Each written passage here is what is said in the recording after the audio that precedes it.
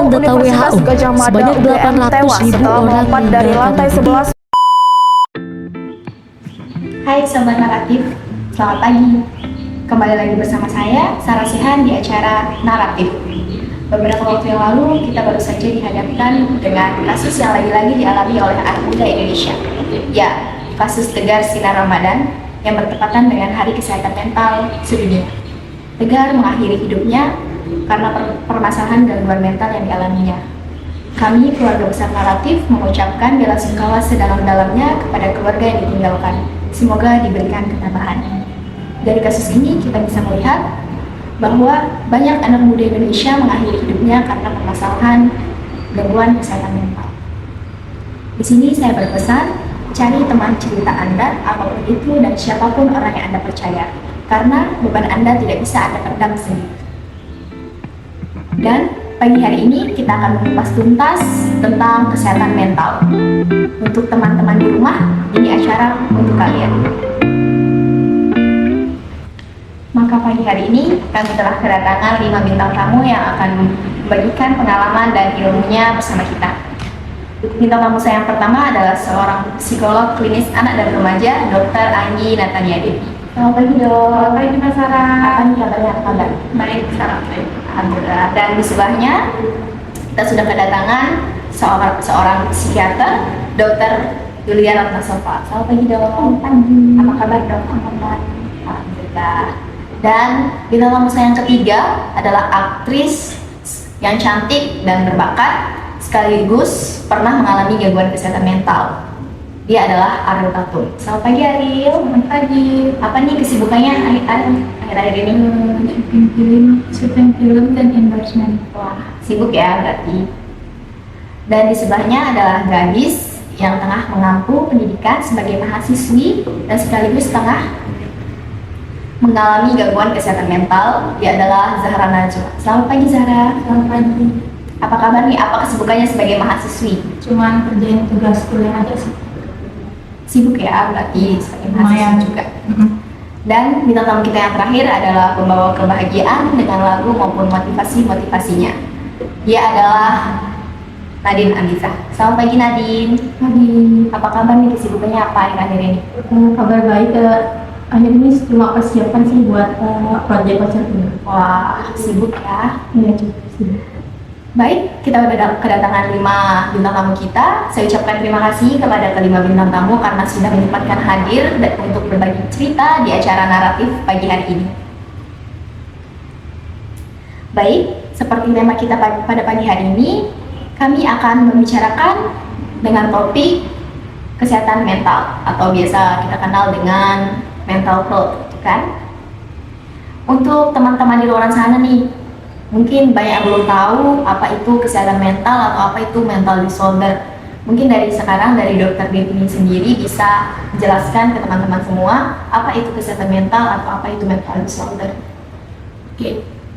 Jika kita berbicara tentang kesehatan mental atau gangguan kesehatan mental, mungkin ini sekarang topik yang hangat-hangatnya dibicarakan khususnya di media sosial dan di kalangan anak-anak remaja. Apalagi ditambah kemarin dengan adanya kasus dari teman kita, Tegar Sinar Ramadan, yang merupakan salah satu mahasiswa Universitas Gajah Mada yang mengakhiri hidupnya karena setelah diketahui dia itu ada riwayat gangguan kesehatan mental. Jadi jika berbicara tentang kesehatan mental, banyak orang mungkin yang masih bingung apa itu kesehatan mental. Apakah kesehatan mental itu sama dengan gangguan kesehatan mental atau yang sering disebut dengan mental disorder. Jadi jika kita bahas dari sisi pengertiannya, mental disorder ini merupakan suatu gangguan kesehatan mental yang dimana ini mengganggu pola pikir dari seseorang, dan ini juga menyerang emosionalnya. Jadi dia mengganggu pola pikir, kemudian menyerang emosional sehingga aktivitas atau kegiatannya sehari-hari itu menjadi tidak produktif, kegiatannya sehari-hari itu menjadi terganggu.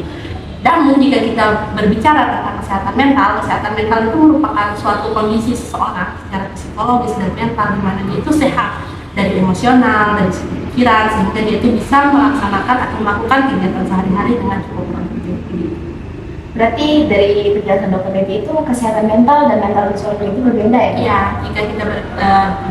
jika berbicara tentang kesehatan mental dan mental disorder itu jelas berbeda. Oh, mungkin dari dokter Devi sendiri bisa dijelaskan nih ciri-ciri orang yang menyandang gangguan kesehatan mental itu seperti apa? Oke, untuk ciri-ciri jika kita ciri-ciri orang yang mengalami gejala-gejala atau gangguan kesehatan mental, mungkin ini kita bisa gunakan analisis ini sebelum kita menganalisis orang lain atau ingin menganalisis teman kita, mungkin ini bisa kita gunakan untuk menganalisis diri kita sendiri terlebih dahulu, apakah kita berada atau memiliki gejala gangguan kesehatan mental atau tidak. Yang pertama yang bisa kita lakukan mungkin untuk diri kita sendiri adalah bagaimana kita pikiran kita atau otak kita menerima suatu informasi di saat kita mendengar suatu kabar, apakah bagaimana respon dari otak kita, bagaimana respon kita secara emosional, apakah setelah kita mendengar sesuatu kabar kita itu masih bisa meresponnya dengan santai, dengan tenang, atau di saat kita mendengar suatu kabar malah kita itu menjadi cemas yang berlebih itu langsung tremor, emosional kita tuh langsung terganggu, mental kita langsung down, istilahnya langsung uring-uringan gitu. Itu mungkin bisa menjadi salah satu tanda-tandanya. Yang kedua, ini juga bisa kita analisis di diri kita. Mungkin ini juga tidak asing lagi ya di kalangan anak-anak remaja. Ini terlihat sepele tapi sebenarnya ini merupakan analisis yang cukup serius, yaitu yang sering disebut dengan mood swing. Mood swing ini artinya begini, sekarang atau di kondisi sekarang ini kita bisa memiliki mood yang sangat-sangat baik, sangat-sangat kondusif, tapi bisa saja 1 menit atau 5 menit kemudian kita itu berada di dalam kondisi mood yang sangat-sangat buruk, mood yang benar-benar tidak bisa kita kontrol, tidak bisa kita kendalikan. Dan bahkan mood yang buruk ini waktunya jauh lebih lama dibandingkan mood yang baik. Jadi itu bisa menjadi salah satu yang kita gunakan untuk analisis apakah kita berada di dalam gangguan kesehatan mental atau tidak. Dan mood swing ini kadang disepelekan ya oleh orang-orang di sekitar atau remaja-remaja, padahal mood swing ini jika kita tidak konsultasikan ke orang yang expert di bidangnya, itu bisa menjadi gejala yang semakin serius gitu. Itu untuk analisis diri. Tapi untuk kita mungkin ingin mengenali orang lain atau ingin menganalisis orang lain, kita ini bisa menggunakan mungkin yang pertama itu ada jika orang ini biasanya itu ekstrovert, dia tuh suka bergaul, suka bercengkrama dengan orang-orang di sekitarnya, tetapi tiba-tiba dia itu menjadi orang-orang yang benar-benar introvert, suka dengan kesendirian, tidak mau bergaul lagi, tidak mau berbaur lagi. Nah, itu bisa menjadi salah satu gejala atau ciri-cirinya. Yang kedua, mungkin kita sering melihat ada bekas luka atau luka di bagian tubuhnya, luka yang sengaja dibuat ya, atau sekarang disebut dengan self-harm itu bisa biasanya ada di sekitar pergelangan tangan atau di sekitar leher itu bisa kita jadikan salah satu ciri-ciri untuk menganalisis orang ini. Tapi sering saya dengar berarti kita tidak boleh ya dok self diagnosis gitu, kita tidak boleh langsung diagnosis kalau orang itu adalah penyandang gangguan kesehatan mental dari kita lihat ciri-cirinya. Iya, untuk diagnosis sendiri memang tidak boleh. Jangankan mendiagnosis orang lain ya, untuk mendiagnosis diri kita sendiri saja bahwa baru memiliki ciri-ciri itu kita bisa mendiagnosis diri kita nih, oh saya ini ada di dalam gangguan kesehatan mental nih, atau melihat ciri-ciri itu ada pada orang lain langsung dijawab, oh dia ini ada nih di dalam gangguan kesehatan mental, itu jelas tidak boleh. Diagnosis sendiri itu hanya bisa dilakukan oleh orang-orang yang lebih expert di bidangnya, contohnya psikolog dan psikiater. Jadinya mungkin jika kita sudah merasakan ada gejala-gejala, tanda-tanda, atau melihat orang-orang memiliki gejala-gejala seperti itu, hendaknya mungkin kita langsung saja konsultasi ke orang yang lebih expert di bidangnya seperti psikolog dan psikiater gitu. Jadi kita tuh nggak boleh ngejudge, karena kalau kita ngejudge ya itu bisa bikin mentalnya semakin down, semakin jatuh. Mungkin kita udah mendengarkan penjelasan tentang apa itu kesehatan mental, apa itu mental disorder, gimana ciri-cirinya, dan self diagnosis itu sendiri kan tidak boleh. Jadi sekarang saya ingin bertanya ke psikiater kita, Dr. Ratna, gimana nih mungkin faktor-faktor yang bisa mempengaruhi orang itu kena gangguan kesehatan mental itu? Baik, faktor yang disebabkan oleh gangguan mental itu ada 3 faktor, diantaranya itu yang pertama ada faktor biologi, yang kedua itu ada faktor kehidupan, dan yang ketiga itu ada faktor kesehatan.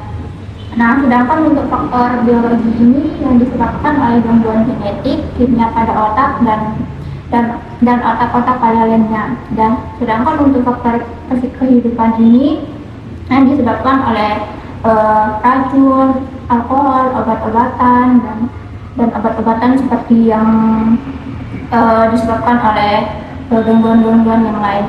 Dan yang ketiga itu ada faktor kesehatan seperti masalah keluarga, perceraian, dan anak buah itu saja. Baik, tadi kita sudah mendengarkan faktor dari sisi medisnya ya. Sekarang saya ingin bertanya dari sisi Nadine nih yang sering bertemu dengan orang yang mengalami gangguan kesehatan mental. Faktor yang mempengaruhi seseorang bisa mengalami gangguan kesehatan mental itu apa sih? Oke, faktor yang sering aku jumpai ya yang dapat menyebabkan gangguan mental khususnya pada remaja itu ada 4 faktor ya. Yang pertama itu ada faktor lingkungan, yang kedua ada faktor sosial budaya, yang ketiga ada faktor kondisi keluarga, yang terakhir ada faktor toxic relationship. Nah, faktor lingkungan itu kayak kita nih tinggal di lingkungan yang positif akan berdampak baik bagi jiwa kita. Sementara jika kita tinggal di lingkungan yang polusi dan berisiko tanpa disadari itu akan mengganggu kesehatan mental kita. Nah, yang kedua itu ada faktor sosial budaya. Misal kayak hubungan yang tidak sehat di media sosial seperti hujatan dan bulian itu dapat mempengaruhi kesehatan mental seorang remaja. Nah, yang ketiga itu ada faktor kondisi keluarga. Kondisi keluarga itu kayak pola asuh yang terlalu mengekang dan perpisahan yang terjadi dengan salah satu anggota akibat perceraian itu tanpa disadari itu akan mengganggu kondisi psikologis seorang anak sehingga dapat menyebabkan gangguan kesehatan mental. Oke, yang terakhir itu ada faktor toxic relationship. Itu kayak hubungan yang tidak sehat ya untuk diri sendiri maupun orang lain. Bisa terlalu overprotective terhadap pasangan hingga melakukan kekerasan fisik terhadap pasangan. Cuma itu aja sih. Oke, tadi kita sudah mendengarkan ya beberapa materi nih dari Dr. Devi, Dr. Ratna, dari Nadine sendiri. Nah, sekarang nggak lengkap rasanya kalau kita tidak mendengarkan pengalaman dan cerita-cerita dari teman-teman yang sudah pernah mengalami gangguan kesehatan mental dan pernah mengalami gangguan kesehatan mental itu sendiri. Oke, kita awali pertanyaan saya dari Ariel nih.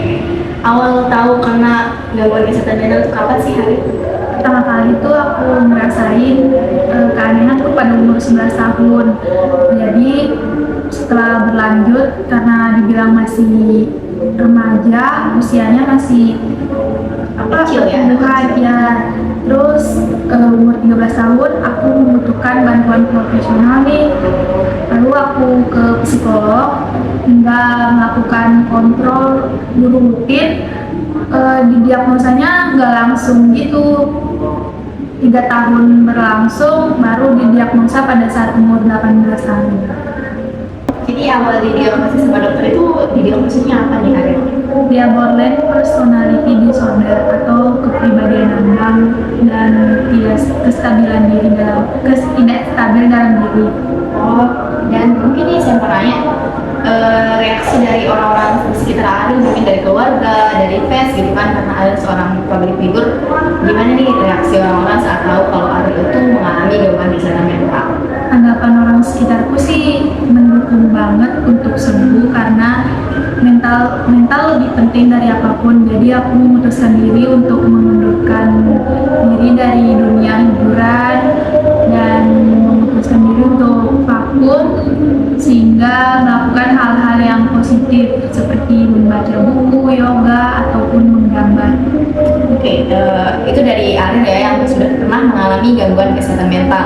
Sekarang kita ke gadis yang sekarang menempuh pendidikan sebagai mahasiswa dan sedang mengalami gangguan kesehatan mental di dirinya, yaitu Zahra Najwa. Gimana nih saya panggil apa? Zahra kah? Najwa kah? Zahra sih. Oke, Zahra. Awal kena penyakit gangguan kesehatan mental itu apa? Dari kapan kena? Awal didiagnosa sama dokter itu sih umur 12 tahun. Oh, masih kecil banget ya, masih anak remaja banget. Mungkin karena itu anak kecil, anak remaja nih, ada nggak sih perbedaan dari awal didiagnosis dan sesudahnya itu ada nggak perbedaannya seperti apa? Mungkin bisa dijelaskan ke teman-teman di rumah. Mungkin perubahan setelah kenanya itu mungkin lebih sering sendiri, mikir kalau apa yang dilakuin itu kayak benar apa enggak gitu. Terus tuh kan dari faktor lingkungan juga belum terlalu open minded kan sama gangguan kesehatan mental nih, kayak masih takut dikucilin buat kedepannya itu, takut nggak ada teman sering mengalami perubahan suasana hati itu loh, kayak kadang moodnya buruk, kadang moodnya bagus, jadi kayak masih mood swing gitu lah anggapannya. Jadi kayak lebih sering ngelakuin self harm juga, kayak setelah ngelakuin self harm tuh kayak ada rasa puas tersendiri gitu di apa yang kita alami itu. Terus perubahan sebelum kenanya sih mungkin enjoy aja gitu, masih jalanin hari-hari, masih bisa ketawa sama temen, masih mikir kalau ngelakuin badan itu udah kayak percuma gitu jatuhnya. Terus gimana nih dari sikap orang di sekitar Zahra, apalagi Zahra kan seorang mahasiswi ya, banyak interaksi sama orang, gimana nih sikap mereka terhadap gangguan kesehatan mental yang Zahra alami? Mungkin dari faktor lingkungan sendiri kayak masih belum terlalu open minded gitu sama apa yang dialamin. Kayak sekarang ini kan gangguan kesehatan mental kan di pandangan orang-orang tuh kan mungkin kayak masih, oh dia orang gila gitu kan, jadinya kayak takut dikucilin, terus ngerasa kayak kita sendiri tuh dikucilin gitu. Orang-orang yang terdiagnosa gangguan kesehatan mental ini dikucilin dalam lingkungan mereka sendiri, kayak mereka nganggapnya tuh orang yang nggak terkena gangguan kesehatan mental nih orang gila gitu. Makanya kayak kita juga mau gitu ngalamin hidup sehat seperti orang-orang yang mereka alami. Oke, tadi kita udah dengarkan ya pengalaman-pengalaman dan cerita-cerita dari Ariel maupun Zahra. Sekarang saya ingin bertanya nih kepada Dr. Ratna selaku psikiater, cara pengobatan atau cara penanganan pasien yang mengalami gangguan kesehatan mental itu seperti apa sih? Untuk pengobatannya itu kayak seperti obat SRI, antidepresan, antibiotik, antipsikotik, dan sebagainya. Oh, berarti banyak diberikan obat-obatan ya, Dok? Mungkin dari sisi medisnya seperti itu. Nah, dari sisi Nadine sendiri nih, sebagai sahabat orang yang mengalami gangguan kesehatan mental, cara orang atau teman-teman Nadine keluar dari gangguan kesehatan mental itu sendiri gimana sih? Oke, untuk cara keluarnya tuh aku tuh nggak bisa sama ratakan ya, karena cara keluarnya serta tingkat kesulitan gangguan mental itu berbeda-beda. Orang-orang yang mengalaminya pun itu berbeda-beda, sehingga cara menyikapinya pun itu berbeda-beda. Tapi yang penting nih, kita yang memiliki gangguan mental ini tuh harus berusaha ya untuk mencari tempat untuk cerita, entah itu teman atau psikolog, dan tetap semangat karena masih banyak yang ingin melihat kita hidup. Oke, kita kembali ke Dr. Devi selaku dokter klinis anak dan remaja. Gimana nih Dok, tanggapan dokter dari cerita yang dibawakan tadi oleh Ariel dan Zahra? Dan mungkin dokter pernah menangani nih kasus-kasus serupa mental dokter. Oke, mendengar cerita dari Dik, Zahra, dan Adel tadi, di sini bisa kita lihat ya bahwa sebenarnya orang-orang yang kesehatan mentalnya terganggu ini membutuhkan, yang paling mereka butuhkan itu adalah support, terutama support lingkungan seperti lingkungan pertemanan dan keluarga. Jadi di sini mereka itu butuh tempat untuk bercerita, untuk seiring berjalan melewati gangguan kesehatan mental yang mereka hadapi ini. Tapi sayangnya di lingkungan kita, di masyarakat itu masih banyak sekali yang kurang paham, yang kurang mengerti tentang bagaimana sih pentingnya kesehatan mental itu, bagaimana menanggapi atau merespon orang-orang yang kesehatan mentalnya terganggu. Kemudian juga mereka ini atau lingkungan masyarakat ini masih suka sekali menjudge bahwa orang-orang yang kesehatan mentalnya terganggu itu sama dengan orang gila gitu. Jadi mereka itu tidak memahami hal nyatanya orang yang kesehatan mentalnya terganggu itu belum tentu orang gila. Dan ini yang membuat orang-orang itu takut untuk speak up bahwa mereka ini punya kondisi kesehatan mental yang kurang baik. Jadi kan niatnya mereka speak up itu mungkin agar tidak diperlakukan seenaknya di lingkungan masyarakat. Tapi setelah mereka speak up malah dijudge, ini nih nggak cocok untuk ditemenin nih, kesehatan mentalnya sudah terganggu, mending dijauhin aja, ngapain juga temenan sama orang gila, mungkin begitu kan respon-responnya. Terus itu respon-respon negatif juga banyak sekali yang masuk ke telinga mereka, jadinya kan mereka nih mentalnya yang makin terpuruk. Seharusnya mereka dapat support, mereka malah dapat judge yang negatif-negatif begitu. Saya juga punya salah satu kasus yang pernah saya tangani dan masih saya ingat sampai sekarang, di mana ini merupakan seorang remaja. Dia itu ingin konseling dengan saya, tetapi dia ini sudah berkali-kali daftar tapi dibatalkan. Alasannya itu sepele sekali, karena dia itu masih berpikir bahwa ini udah benar nggak sih jalan yang saya ambil ke psikologi, udah benar nggak sih jalannya. Tanggapan orang-orang di luar apa ya kalau sampai tahu saya udah datang ke psikolog, tanggapan mereka apa ya kalau sampai udah tahu saya udah keluar masuk rumah sakit jiwa. Pasti dia tuh masih bertanya-tanya tentang hal itu gitu. Dia tuh sangat takut dicap buruk oleh lingkungannya setelah mungkin teman-temannya atau keluarganya tahu kalau dia ini sudah pernah ke psikolog gitu. Dan kebanyakan kasus yang saya tangani juga terutama di kalangan remaja, ini mereka yang ada di dalam gangguan kesehatan mental tuh sebagian besar yang datang kepada saya itu tidak tanpa sepengetahuan orang tua mereka gitu. Jadi setiap saya tanya, orang tuanya sudah tahu, pasti mereka tuh selalu jawab belum. Kenapa tidak dikasih tahu? Karena mereka tuh takut nanti semakin beban di orang tua, dan orang tuanya tuh kayak mungkin bukan marah ya, istilahnya kayak apa sih kamu baru segini juga masih remaja, masa mentalnya udah terganggu, kita nih loh yang udah jadi orang tua kamu mungkin membiayai. Mereka tuh takutnya nanti respon orang tua mereka seperti itu. Padahal juga nih ya sedikit informasi mengenai kesehatan mental menurut Fakultas Kedokteran dari UI itu lebih dari 20% usia muda itu mengidap penyakit kesehatan mental, 10%-nya itu merupakan laki-laki, remaja laki-laki, dan 35%-nya itu merupakan remaja perempuan. Dan di mana 30%-nya ini menderita mood yang harus menerima pertolongan dengan baik gitu. Jadi sebagian besar orang-orang yang sudah ada di gangguan kesehatan mental ini seharusnya konsul ke psikiater, tapi mereka ini masih mengurung diri, masih menahan diri mereka untuk tidak konsul karena yaitu takut dicap benar. Oke, berarti bisa saya simpulkan ya, berarti dari lingkungan sendiri nih belum ada banyak yang tahu gimana seseorang penyandang gangguan kesehatan mental itu kayak gimana. Nah, sedikit kita belajar ya dari Nadine, mungkin sebagai seorang yang sering berjumpa ya dengan penyandang gangguan kesehatan mental, cara kita atau tips nih bisa diberikan sama Nadine, cara kita menyikapi seseorang dengan gangguan kesehatan mental sendiri itu seperti apa?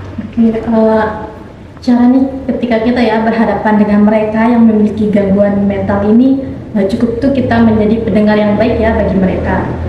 Namun jika mereka ingin dengar saran dari kita tuh, ya udah itu kita kasih dukungan dan respon yang positif bagi mereka. Begitupun sebaliknya.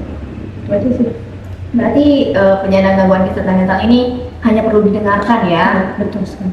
Oke, mungkin dari Nadine nih, lagi-lagi dari Nadine mungkin punya motivasi atau semangat buat teman-teman di luar sana yang lagi terpuruk-terpuruknya mengalami gangguan kesehatan mental. Oke, buat teman-teman nih yang dalam proses penyembuhan ya gangguan kesehatan mental ini, intinya tetap semangat ya, jangan pernah putus asa dan jangan takut untuk bercerita ya ke orang-orang terdekat kalian tentang apa yang kalian rasain, karena kesehatan mental kalian tuh prioritas dan kebahagiaan kalian tuh penting.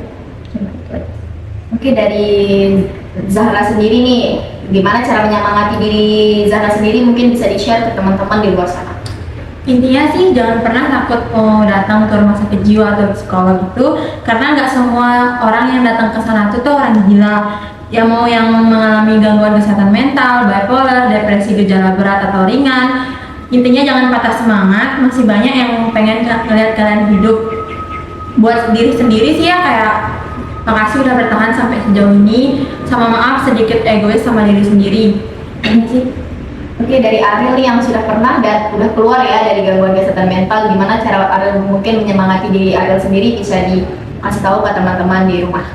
Saran aku sih kalau kamu sendiri nggak bisa jelasin gimana masalahmu, sebaiknya kamu membutuhkan profesional karena kamu sendiri aja nggak bisa jelasin apalagi orang lain.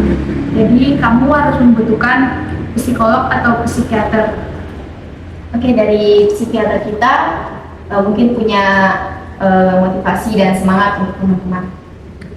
Intinya sih kita harus tetap semangat, jangan putus asa.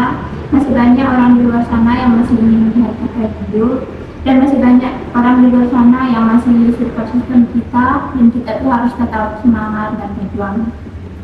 Oke, yang terakhir dari Dr. Devi, mungkin bisa diberikan semangat atau motivasi kepada teman-teman di luar sana. Oke, untuk teman-teman di luar sana yang masih berjuang dan sedang berjuang melawan gangguan kesehatan mentalnya, dan di sini juga ada data yang sedang berjuang melewati semua itu. Untuk kalian semua intinya Jangan pernah menyerah, jangan putus asa, tetap semangat karena sejujurnya masih banyak sekali orang-orang yang ingin melihat kalian hidup, survive di kehidupan kalian, mendengar cerita-cerita kalian. Dan untuk kalian yang sudah merasakan ada gejala gangguan, sudah sadar, silahkan konsul ke orang-orang expert seperti kami di sini, psikolog dan psikiater, atau mungkin jika belum siap, bisa mungkin mencari teman cerita terlebih dahulu dari sahabat mungkin atau orang-orang yang bisa dipercayai. Jadi intinya kalian tuh harus bisa secepat mungkin menemukan orang sebagai tempat yang bercerita. Dan mungkin jika faktor keluarga dan teman tidak mensupport kalian, di sini kami dari Ikatan Dokter Psikologi Indonesia siap menjadi rumah kalian untuk bercerita. Untuk privasi mungkin nggak usah diragukan lagi ya, karena kita dokter-dokter juga pastinya sudah disumpah melalui sumpah dokter. Jadi untuk privasi kalian, tempat cerita-cerita kalian tuh pasti aman. Intinya tetap semangat, jangan pernah putus asa. Oke, itu dia kata-kata motivasi dari teman-teman dan teman saya di sini. Materi hari ini cukup menarik dan sangat mengedukasi dan menginspirasi kita. Dari saya sendiri, tetap semangat kepada teman-teman, kalian tidak sendiri, banyak orang yang butuh kalian tanpa kalian sadari.